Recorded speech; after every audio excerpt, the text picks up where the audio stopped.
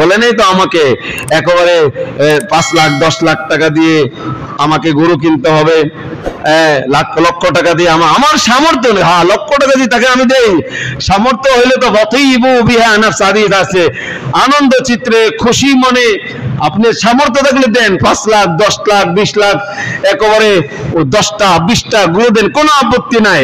কিন্তু এটা যদি হয় যে আমি 10টা 20টা গরু দিলাম, এই জন্য মানুষ বলে বাহ বাহ হাজী সাহেব দিছে, এই বাহ বাহ কামানোর জন্য, মানুষ দেখানোর জন্য। মিরপুরে এক হাজী, নামটা বলে ফেললাম, জায়গার নাম, জায়গা এসে পড়ছে, ওই জায়গায় এক হাজী সাহেব কোরবানির অবস্থা হইলো, আম্মাজে সাহেব হাজী সাহেব কোরবানি কিনে কেনা, এখনো কিনে নাই। আরে উনি কিনে নাই, এই জন্য ওই হাজী সাহেব অপেক্ষায় আছে, উনি যা কিনবো এর চেয়ে উনি বড়টা কিনবে, উনি যা কিনবে তার চেয়ে বড়টা। তাহলে এটা কি সুনামের জন্য, এটা কি আল্লাহর জন্য হইলো?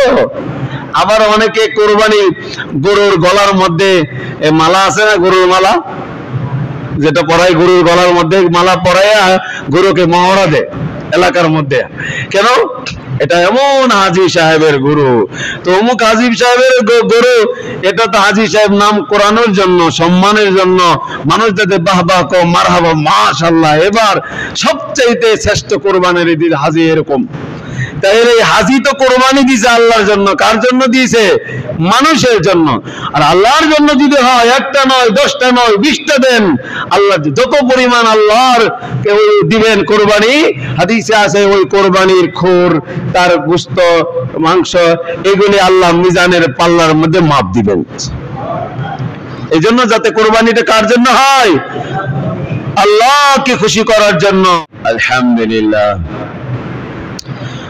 আল্লাহ পাকের দরবারে অসংখ্য শুকর, যিনি আমাদেরকে প্রতি সপ্তাহে নেই সালাতুল জুমা আদায় করার জন্য আল্লাহ পাকের ঘর জান্নাতের বাগানে ফেরেশতাদের পরিবেশে দ্বীনি আলোচনা শোনার জন্য আল্লাহ আমাদেরকে কবুল করেছেন।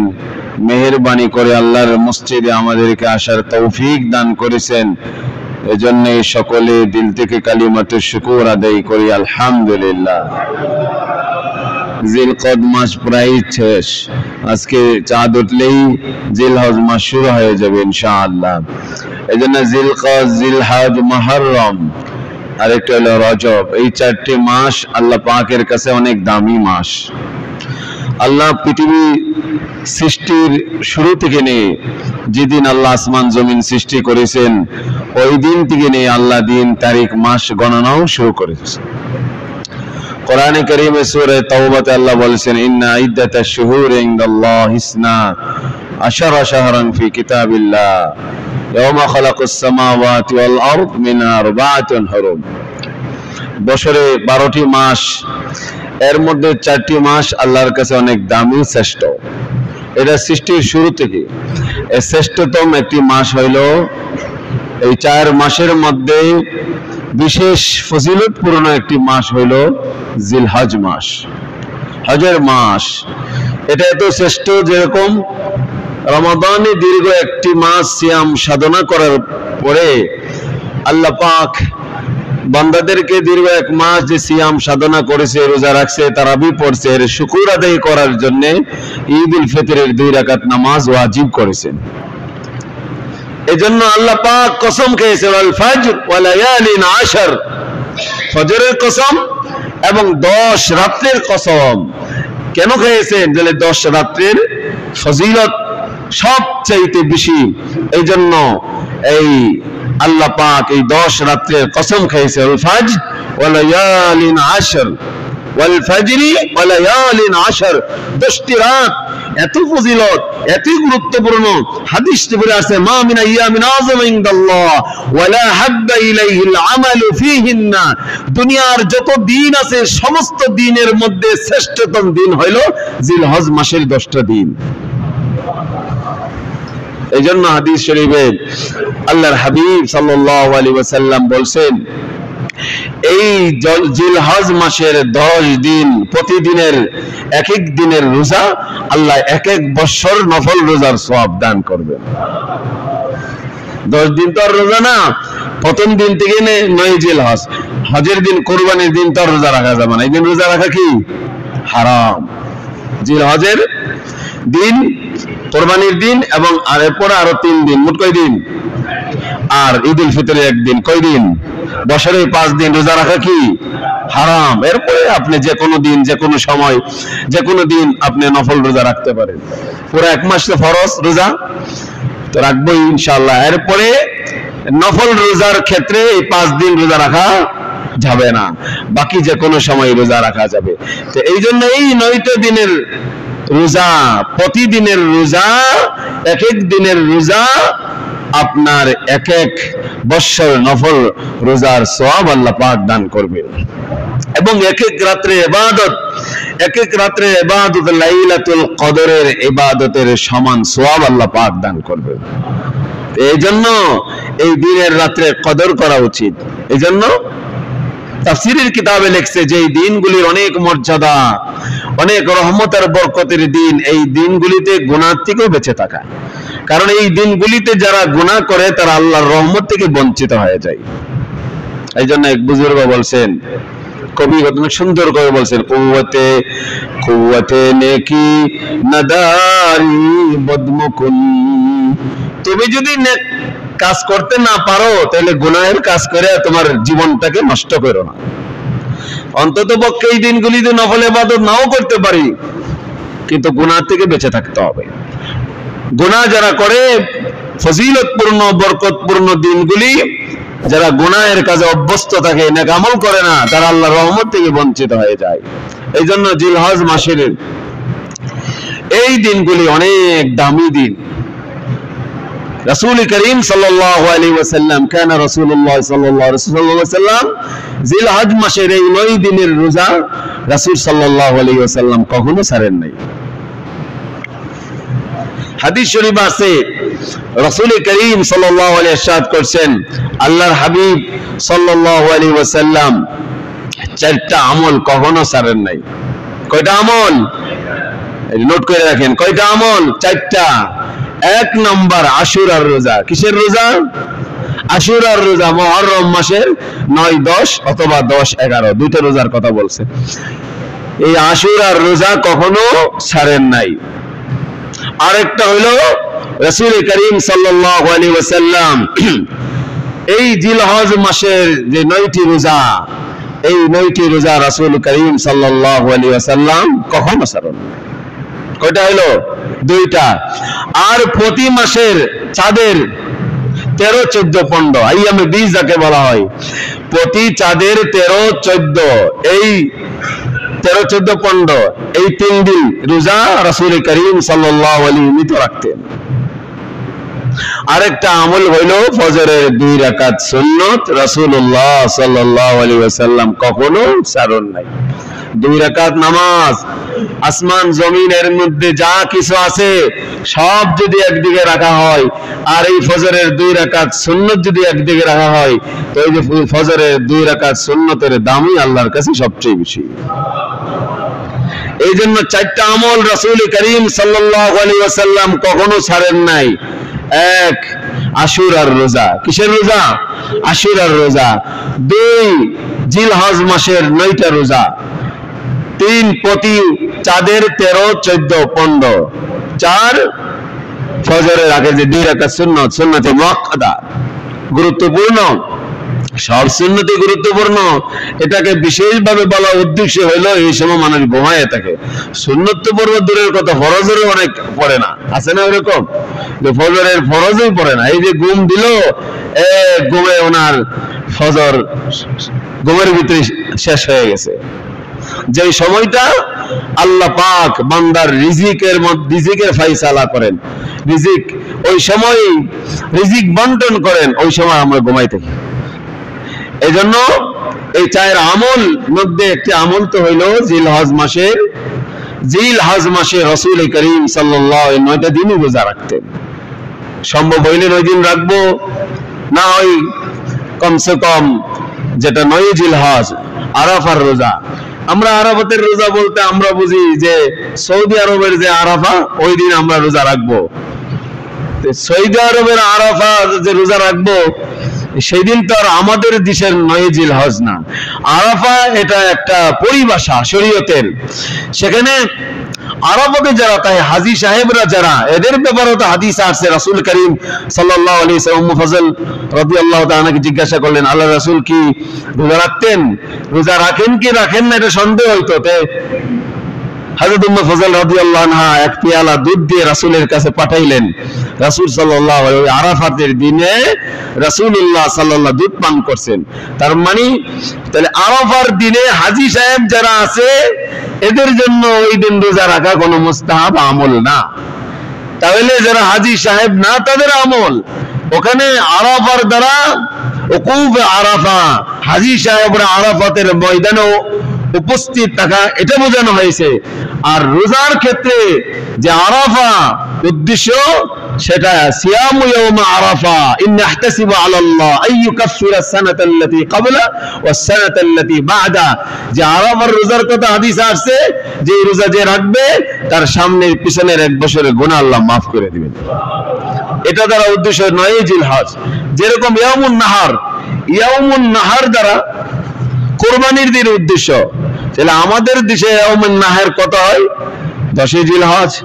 তা আমরা যদি ইয়াউমুন নাহার আমরা ধরি, আমরা যে আইয়ামে তাশরিক যে দিনগুলিতে তাকবীর পাঠ করি 9 জিলহজ ফজর থেকে নিয়ে 13 জিলহজ আসর পর্যন্ত, ওখানে যে তাকবীর পাঠের কথা বলছে সেখানেও আরাফা শব্দ ব্যবহার করা হয়েছে। তে আমরা কি তাকবীরটা আরাফার দিন যেদিন হজ, এই আমাদের দেশ অনুযায়ী 8 জিলহজ আমরা কি ওই দিন পাঠ করি, না 9 জিলহজ থেকে বান করি? 9 জিলহজ যেটা সৌদি আরবের কি হয় 10 জিলহজ, আমাদের 9 জিলহজ সৌদি আরবের কুরবানির দিন না। এই জন্য তাহলে আমরা যদি ইয়াউমুন নাহার ওই দিন ধরি তাহলে আমাদের তো জিলহজ মাসের এই একদিন আগেই 9 তারিখে আমাদের কোরবানি। আমাদের 9 তারিখ কোরবানি করলে কি কোরবানি জায়েজ হবে? এই জন্য সিয়াম ইয়াউম আরাফার দ্বারা 9 জিলহজ উদ্দেশ্য, অর্থাৎ আমাদের কোরবানির আগের দিন রোজা রাখা। এই রোজা হাদিসে পাকে আছে, আল্লাহর হাবিব বলছে রোজার দ্বারা আল্লাহ সামনের পিছনে 1 বছরের গুনাহ আল্লাহ তাআলা মাফ করে দিবেন।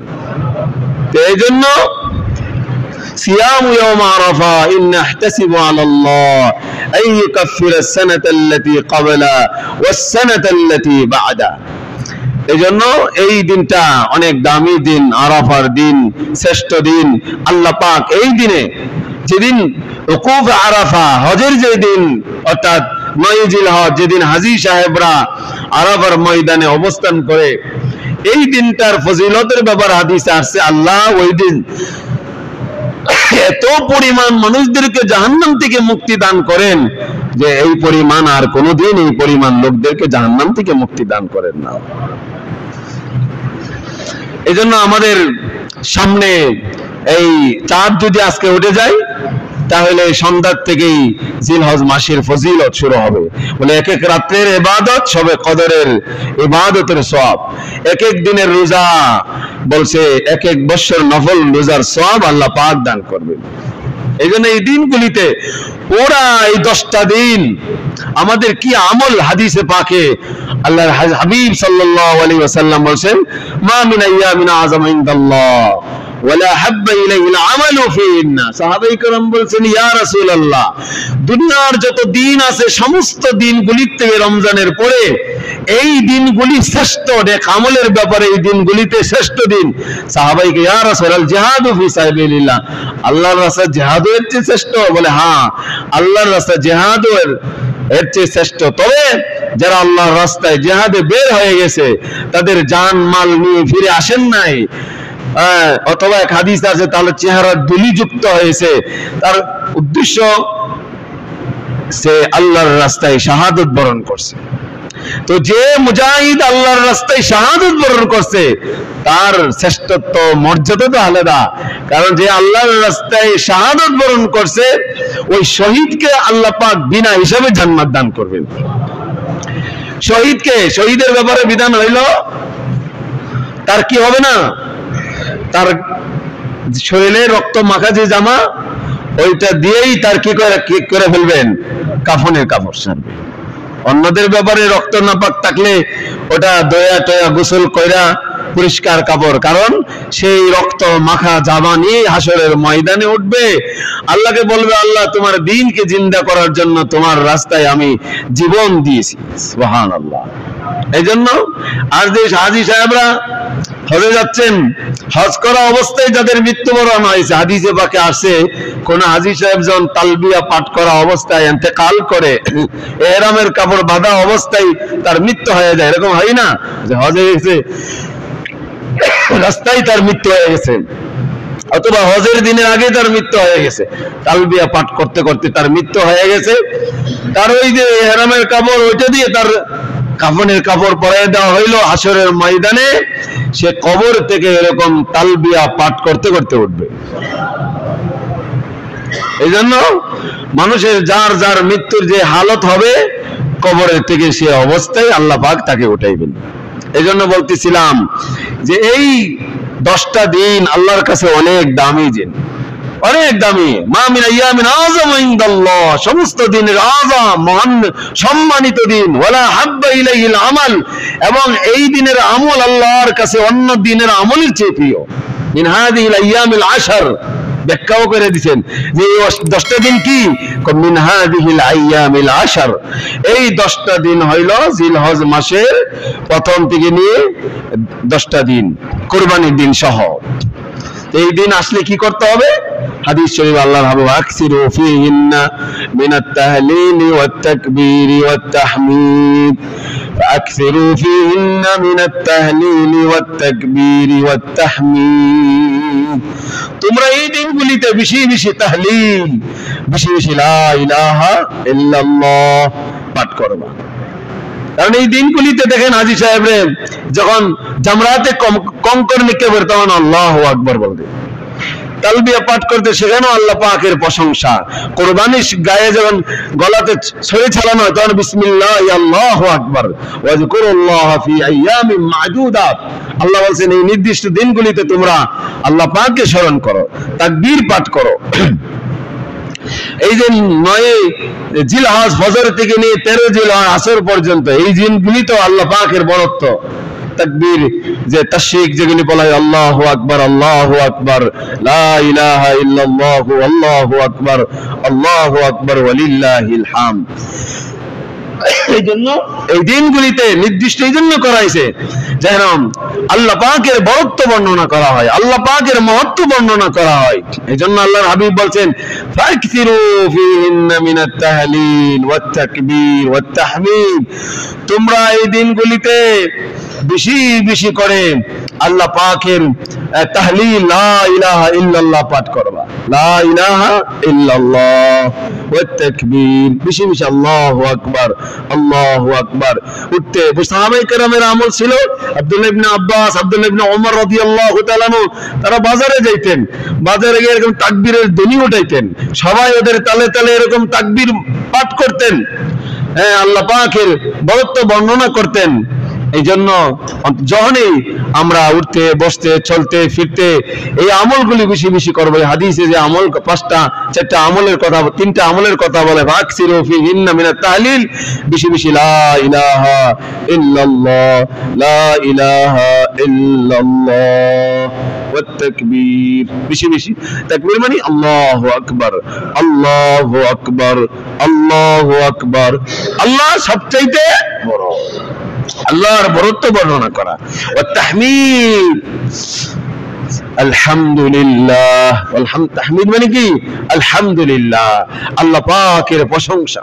তো বেশি বেশি লা ইলাহা ইল্লাল্লাহ, বেশি বেশি আল্লাহু আকবার, বেশি বেশি আলহামদুলিল্লাহ, এগুলি পাঠ করার জন্য এই দিনগুলিতে হাদিসে পাকে আল্লাহর রাসূল সাল্লাল্লাহু আলাইহি ওয়াসাল্লাম আমাদেরকে বলে গেছে যে এই দিনগুলিতে, এই জন্য এই দিনগুলিতে এই নেক আমল বেশি বেশি করা, বেশি বেশি নেক আমল করা, নফল ইবাদত বন্দি করা, নামাজ রোজা তেলাওয়াত জিকির আজকার, ফজিলতের দিন যত বেশি ওই দিনগুলিতে বেশি বেশি নেক আমল করা, দান সাদাকা খায়রাত বেশি বেশি করা। এই 10টা দিন অনেক বড় দামি, দুনিয়ার শ্রেষ্ঠতম দিন বলা হয়েছে, আল্লাহর কাছে সবচেয়ে দিন বলা হয়েছে। এই জন্য 1 নম্বর আমল তো হলো যে আমরা এই দিনগুলিতে বেশি বেশি করে তাকবীর দিব, বেশি বেশি আল্লাহু আকবার, বেশি বেশি লা ইলাহা ইল্লাল্লাহ, বেশি বেশি আলহামদুলিল্লাহ, সুবহানাল্লাহ। আল্লাহর যে কোনো জিকির, এখানে তিনটা জিকির খাস করা হয়েছে, লা ইলাহা ইল্লাল্লাহ, আল্লাহু আকবার, আলহামদুলিল্লাহ। এছাড়াও আমরা সুবহানাল্লাহ, আলহামদুলিল্লাহ, লা ইলাহা ইল্লাল্লাহ, অন্যান্য যে জিকিরগুলি আছে এগুলি আমরা বেশি বেশি আদায় করব, বেশি বেশি লা ইলাহা ইল্লাল্লাহ পাঠ। দুই নম্বর হইল হাদিসে পাকে আছে রাসূল করিম সাল্লাল্লাহু আলাইহি সাল্লাম বলছেন, যারা বিশেষভাবে যারা কুরবানি দিবে, যারা কুরবানি দাতা, যাদের উপরে আল্লাহ কুরবানি কি করছেন, ওয়াজিব করেছে। অনেক ধনী লোক এরকম আছে, আল্লাহু আকবার। একজন আমাকে বলছে হুজুর কুরবানি দেন না, অথচ ওনার অনেক জায়গা সম্পত্তি আছে, উনি কুরবানি দেন না, অনেক দান সাদকা নফল, গরিব অসহায়। আল্লাহ যে আমল যখন যেইভাবে চাইছে ওই আমলটা ওইভাবেই করা। অনেকে মনে করে কোরবানি না দিয়ে ওই যে বন্যা দুর্গত এলাকায় এটা এদেরকে জন্য যদি কিছু ত্রাণ পাঠাইতে সব বিষয় হয়ে যাবে। ফিলিস্তিনের মুজাহিদ আছে, কোরবানি না দিয়ে এখানে ত্রাণ পাঠাই দিলাম। আপনার কোরবানির বাইরে তো বহুত সম্পদ আল্লাহ দিয়ে, আপনাকে তো নিষেধ করেন নাই। অসহায় মুসলিম, বিধবা, তারপরে দুর্গত অনাথ, তারপরে বন্যা কবলিত এদেরকে দান করা তো নিষেধ না। যে কোরবানি বাদ দিয়ে কেন দান করবেন? আল্লাহ তো চাইতেছে এইটা, তুমি তোমার পশু ক্রয় করে তার গলায় ছড়িটা ছালাও। আল্লাহ তো চাইতেছে না যে তোমার গোশত খাইতেছো তুমি এটার গোশত খাও, এটার এগুলি তো আল্লাহ চাই না, এগুলো আল্লাহর কাছে পৌঁছেও না। আল্লাহ কোরআনে বলেছে লা ইয়ানালুল্লাহ লুহুমুহা ওয়ালা দিমাউহা ওয়ালাকিন ইয়ানালুহু তাকওয়া মিনকুম। আল্লাহ বলেন তোমরা যে কুরবানি করো, লুহুমুহা, লাহমুন থেকে লুহু, গোশত, তোমাদের গোশত আমার কাছে পৌঁছে না।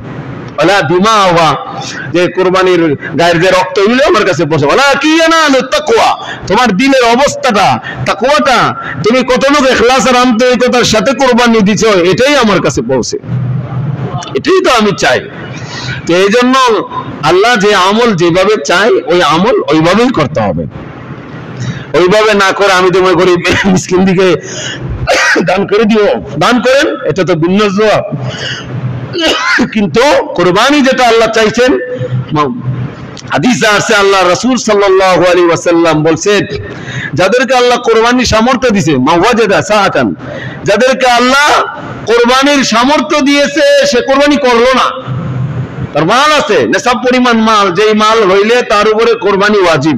নেশাব যাকাতের যেই নেশাব, কোরবানিরও সেই নিসাব। দেখো একটু পার্থক্য আছে, যাকাতের ক্ষেত্রে মালটা 1 বছর থাকতে হয়, আর কোরবানির ক্ষেত্রে কোরবানি দেন 10, 11, 12 এই 3 দিন, 12 তারিখ আসরের আগ পর্যন্ত, আর 10 জিলহজ সুবে সাদিক থেকে নিয়ে একেবারে 12 জিলহজ আসরে, এই টাইমের ভিতরে যদি কারো কাছে নেশাব পরিমাণ 7.5 ভরি স্বর্ণ, শুধু 7.5 ভরি স্বর্ণ, অথবা 52 ভরি রূপা, অথবা এই পরিমাণ টাকা অর্থ, অথবা অতিরিক্ত যে সম্পদ যেগুলি ব্যবহার হয় না সারা বছর, আপনার পাঞ্জাবি আছে 100, মনে করে 30টা পাঞ্জাবি আছে সারা বছর, প্রতিদিন 2টা 3টা পরেন, আর ওইগুলি শোকেসের মধ্যে কাপড়, মহিলাদের কাপড় তো আল্লাহু আকবার, শোকেসে মানে কয়েক লক্ষ টাকার কাপড়ও তার থাকে, যেগুলি সে ব্যবহার করে না। প্রয়োজনের অতিরিক্ত কোন মহিলার যদি এই পরিমাণ কাপড় থাকে, শোকেসের মধ্যে সাজায় রাখছে, হান্ডি পাতিল, বড় বড় ডেক্সি, এগুলি যদি আপনার সারা বছর ব্যবহার না হয়, এটা এভাবেই থাকে। ঘরে অনেকগুলি খাট আছে, কেউ এগুলি গোমানা ফালাই রাখছে, এমনি সারা বছর ব্যবহার হয় না, এগুলি অতিরিক্ত। অনেক জমিন আছে এগুলি ফসল হয় না, অতিরিক্ত, এগুলির ক্ষেত্রে যাকাত ফরজ হয় না, কিন্তু কুরবানি ওয়াজিব হয়। কোরবানি কি হয়? ওয়াজিব। ওই পরিমাণ কাপড়, ওই পরিমাণ হান্ডি পাতিল, ডেক ডিসি বা জমি, এই পরিমাণ যদি থাকে যে 52 ভরি রূপার সমমূল্য হয়ে যায়, যেমন 60,000 টাকা হবে, এর বেশি হবে না। রূপার ভরি যদি 1200 টাকা হয় তো এরকমই হবে, জেনে নিব আপনারা, এই পরিমাণে হবে। যে এই পরিমাণ কারোর কাছে যদি টাকা থাকে তার উপরে কি কোরবানি ওয়াজিব। তো সে কোরবানি করলো না, যার উপরে কোরবানি ওয়াজিব ছিল কোরবানি করে না, আল্লাহর হাবিব বলছেন সে যেন আমার ঈদগাহে না আসে, ঈদগাহের মধ্যে না আসে। এমন যদি হয় কে কোরবানি না করে আর ঈদগাহের মাঠ থেকে যদি খতিব সাহেব বলে আপনি চলে যান, তাহলে তো ঈদগাহের খতিবের আর খতিবগিরি থাকবে না, থাকবে বলে আরে আল্লাহর হাবিব বলছেন, কত কঠিন ভাবে বলছেন সে যেন ঈদগাহে না আসে।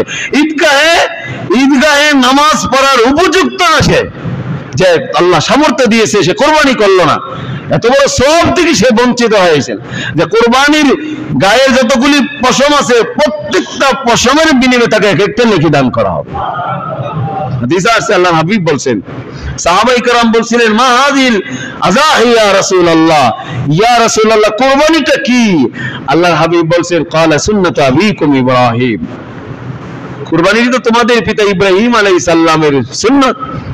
সাহাবায়ে কেরাম আবার বলছেন, ক্বালু ফামা লানা ইয়া রাসূলুল্লাহ, তাইলে কুরবানি আদায় করলে আমাদের কি লাভ, আমরা কি পুরস্কার পাইবো? ক্বালা বিকুল্লি শারাতিন হাসানা, আল্লাহর হাবিব বলছেন কুরবানির পশুর গায়ে যতগুলি চুল আছে না, এই প্রত্যেকটা চুল পশমের বিনিময়ে আল্লাহ তাআলা এক একটা নেকি দান করবেন।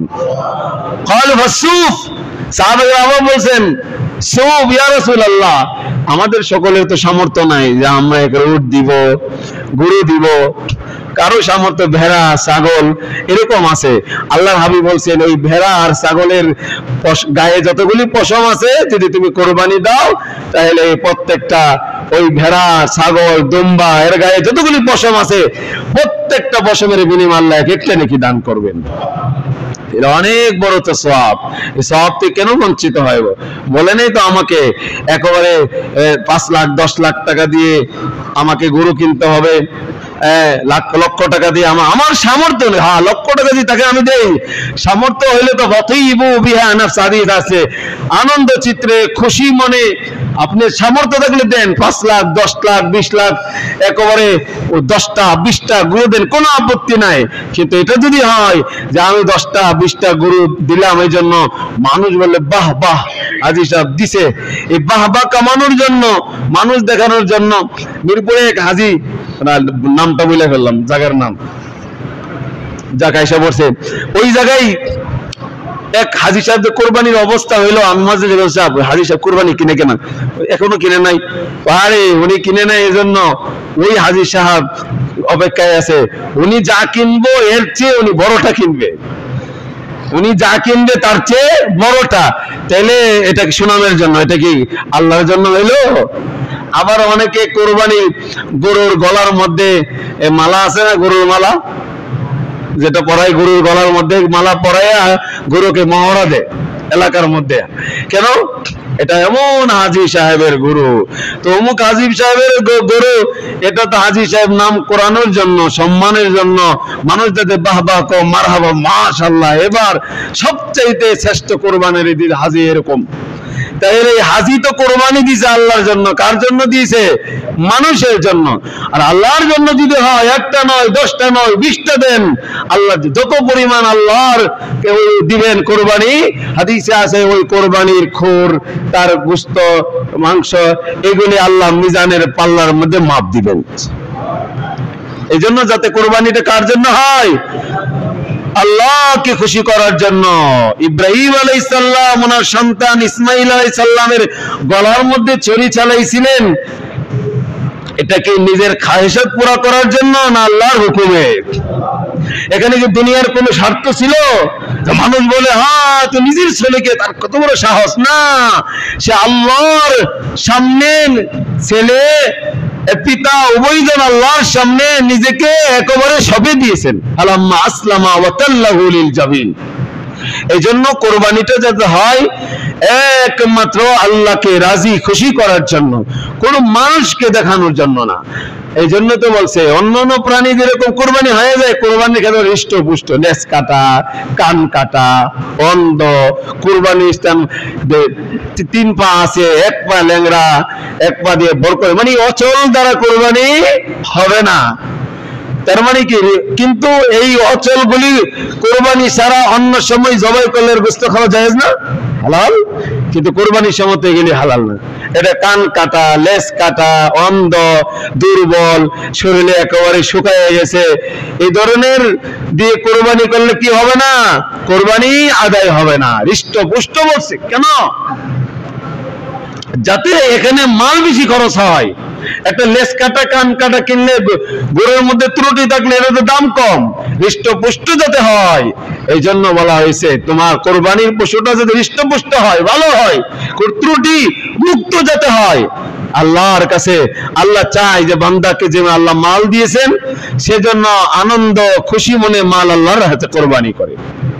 এই জন্য আমরা এরকম ফাঁকিবাজি করবো না। অনেকে বলে ঋণ আছে, আর কি ঋণ বলেও না, কোনো মুফতি সাহেবের কাছে কোনো ওলামাদের কাছে বলেও না, নিজে নিজে ঋণ আর ঋণ আছে, এই জন্য তার কোরবানি কি হয়ে গেছে, মকুব হয়ে গেছে। কোন ধরনের ঋণ নিছেন যে আপনি চলতে পারেন না, ছেলে মেয়ে বিবি বাচ্চা একেবারে মরণাপন্ন, আমি ঋণ না নিলে এরা আর বাঁচবে না, এই ধরনের ঋণ যদি হয় তাহলে তো ঠিক আছে, নেশাব পরিমাণ যদি সম্পূর্ণ না থাকে। ঋণ যদি এরকম হয় যে ঋণ থেকে নেশাব থেকে ঋণকে মাইনাস করলে আর তাকে নেশাব থাকে না, তাহলে তো কোরবানি ওয়াজিব হবে না। বাকি এরকম ঋণ নিছে সে, আর দোকানে একটা আছে আরেকটা বাড়াইবো, লোন নিছে ব্যাংকের থেকে, তার ইন্টারেস্ট আছে, মিল ফ্যাক্টরি আছে, আর আরো বড় করার জন্য, সে ব্যবসাটাকে আরো বড় করার জন্য ঋণ নিছে। এটা কি তার জীবিকা থেকে তার পরিবারকে বাঁচানোর জন্য ঋণ নিছে, নাকি আরো ব্যবসাকে বড় করার জন্য? এই ধরনের ঋণ যদি হয় যে ব্যবসাকে বড় করেছেন, আরো প্রতিষ্ঠা হতো, আরো আমার তো মোটা কাপড় হইলে আমার জীবন চলতো, মোটা চাউল হইলে আমার চলতো, মোটা বিছনায় আমি ঘুমাই আমার চলতো, আমি যে প্রয়োজনের অতিরিক্ত আরো আরো বেশি, সেটা তো এটার অভাবে না, সেটা হলো আরো উন্নত হওয়ার জন্য। যারা উন্নত হওয়ার জন্য যারা ঋণ নিছেন, এরার কুরবানি যাকাত এগুলিতে কি হবে না, মাইনাস হবে না। এজন্য আমরা যারা কুরবানি দিব, বলতেছিলাম যারা কুরবানি দাতা, আমরা যারা কুরবানি দিব, আমাদের একটা আমল আছে। হাদিস শরীফে রাসূল করিম সাল্লাল্লাহু আলাইহি সাল্লাম বলছেন, কুরবানি যখন চাঁদ উঠে যাবে, আজকে ওটার সম্ভাবনা আছে, একেবারে 90%। আজকে যদি চাঁদ উঠে যায় তো সূর্য ডোবার সাথে সাথেই জিলহজ মাস শুরু হবে। এজন্য বিশেষ করে যারা কুরবানি দিবে এদের ব্যাপারে আছে, এটা মুস্তাহাব একটা আমল, এরা চুল নখ চুল এগুলি কাটবে না, বুঝতে পারছেন? এই 10টা দিন বিরত রাখবে, কোরবানি দিয়ে কোরবানির পরে তারপরে তারা এরকম ভাবে চুল এগুলি নখ অবাঞ্ছিত পশমগুলি এগুলি কাটবে, তাহলে এই দিন কাটা নিষেধ। আর যারা কোরবানি দিবে না তাদের ব্যাপারও আছে। এক হাদিসে রাসূল করিম সাল্লাল্লাহু আলাইহি ওয়াসাল্লাম, ইয়া রাসূলুল্লাহ, আমার কাছে একটা মানিয়া আছে, অন্য দেওয়া দারকিত একটা দুধের উটনি, আমি কি এটা কোরবানি করবো? আল্লাহর হাবিব বলছে, না না, তুমি এটা কোরবানি করবে না, বরং তুমি ওই দিনে তোমার চুল নখ এগুলি অবাঞ্ছিত পশম এগুলি পরিষ্কার করবা, আল্লাহ তোমাকে পরিপূর্ণ একটা কোরবানির সওয়াব দান করবে। তাহলে আমরা যারা বিশেষভাবে কোরবানি দিব এদের ব্যাপারে আমল, এবং ইঙ্গিত পাওয়া যায় হাদিস দিয়া না কাটার, তাহলে এই 10 দিন আমরা এমনকি বাচ্চা আব্দুল্লাহ ইবনে ওমর রাদিয়াল্লাহু তাআলা এক মহিলাকে দেখলেন বাচ্চার চুল কাটতেছে, বললেন তুমি এই দিনগুলি না কাটা তুমি যদি 10 তারিখ পরে অপেক্ষা করতে অনেক ভালো হইতো।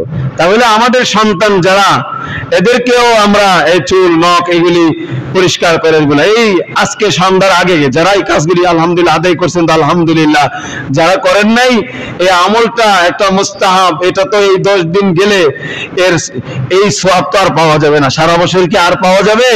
তাহলে এই 10টা দিনের কদর করা উচিত।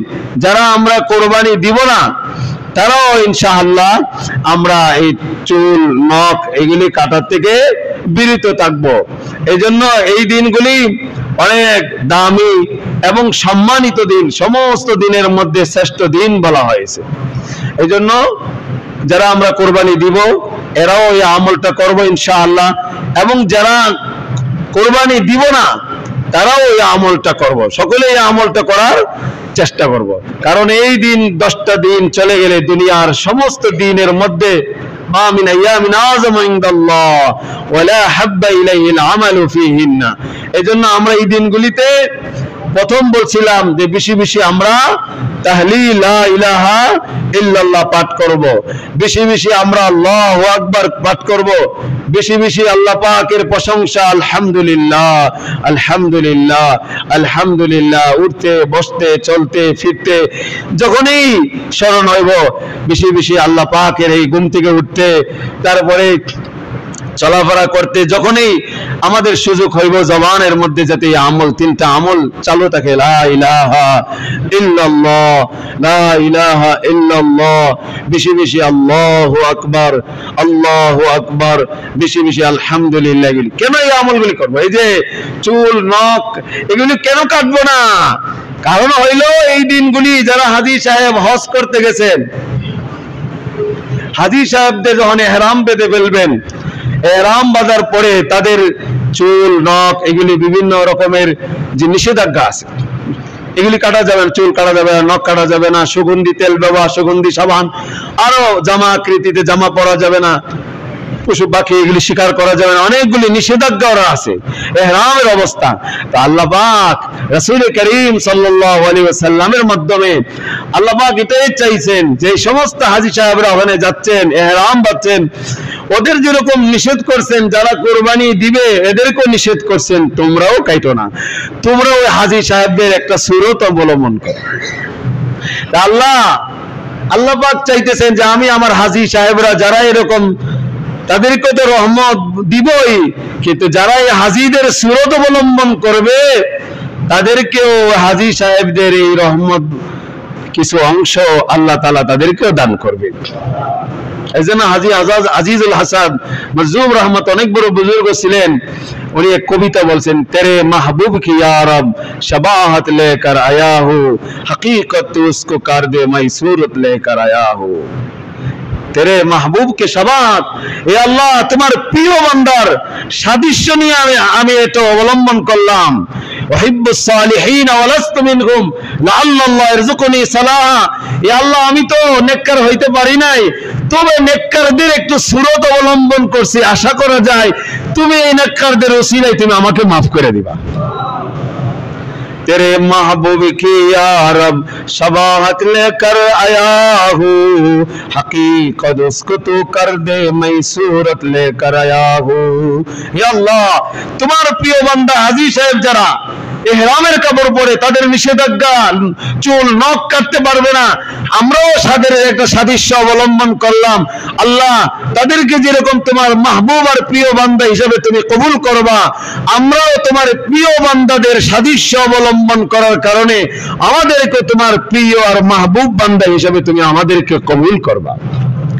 আর আল্লাহ চানে এটাই যে আল্লাহ তার বান্দাদেরকে রহমতে হক বাহানা মিল কোরআন, আল্লাহ চাই বান্দাদের কোনো না কোনো রহমতের বাহানা দিয়ে আল্লাহ রহমতে শামিল হাল করতেন, তাদেরকে রহমত আর বরকত দিতেন। এই জন্য আল্লাহ পাক চেয়েছেন যারা কোরবানি আমরা দিব না অথবা দিব, বিশেষ করে যারা কোরবানি দিব এদের জন্য এই আমলটা আমরা, যারা বিশেষ করে কোরবানি, যারা বিশেষ করে আমরা কোরবানি নিব, এরা এই কয়টা দিনে চুল নখ এগুলি কাটবো না কোরবানির দিনে, কোরবানির দিন কোরবানি দিয়ে। কিন্তু যারা প্রথম দিন কোরবানি যারা দিবেন না, দ্বিতীয় দিন যারা কোরবান দিবেন তাদের জন্য এই আমল না। কথাটা আমি বুঝাইতে পারলাম? ফুকাহায়ে কেরাম লিখছেন যে প্রথম দিন কোরবানি দেওয়ার পরে চুল নখ কাটলো, কিন্তু দ্বিতীয় দিন কোরবানি দিয়ে যারা চুল আর নখ কাটলো তারা এই মুস্তাহাব আমলের সওয়াব পাইবে না। এই জন্য উত্তম হইল, উত্তম তো এইটাই, যদি কোনো রকমের সমস্যা না হয়, বৃষ্টি কোন রকমের আবহাওয়ার কারণে অথবা কষাই পাওয়া যাচ্ছে না, সেটা হলো ভিন্ন কথা। কিন্তু এরকম স্বাভাবিক ভাবে ইচ্ছা করে যে আমি দ্বিতীয় দিন কোরবানি দিব, এটা অনুত্তম কাজ। উত্তম হইল প্রথম দিনেই কোরবানি দেওয়া। 10, 11, 12 জিলহজ আসরের আগ পর্যন্ত কোরবানি দেওয়া যায়, কিন্তু উত্তম হলে প্রথম দিন কোরবানি দেওয়া। আল্লাহ তাআলা আমাদেরকে জিলহজ মাস, আশা করা যায় ইনশাআল্লাহ আজকে যদি চাঁদ উঠে যায় তাহলে এই জিলহজের ফজিলত রাত্রের দিকে শুরু হয়।